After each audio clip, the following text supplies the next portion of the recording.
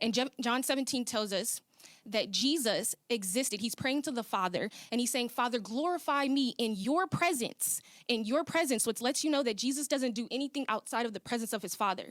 He says, with the glory that I shared with you before the world existed, which means that Jesus existed before the world was created. Okay. And then he came in a body. Okay, perfect. So that was a specific mission that he came to reconcile. In John 17, the verse that you quoted is verse 5. What's interesting is the language that Jesus uses is he says, glorify me with the glory that I had with you before creation, right?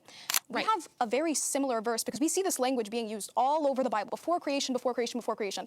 We see a similar verse in the book of Revelations where it says that Jesus was slaughtered before the creation of the world. Does this mean that Jesus was literally slaughtered before the creation of the world? No, this is something called idiomatic prophetic language. As you said, it's prophecy. So Jesus isn't saying that he possessed glory eternally, because you agree that that's prophetic language in Revelation. Jesus is saying in John 17:5 that it is so certain that Jesus was going to come and he was going to be the Messiah and a righteous man and so on and so forth, that he was going to be glorified by God. He's not saying that he possessed it from eternity. And we also see another verse in, I believe it's 2 Peter, where it says something similar about the disciples, that the disciples were blessed before creation.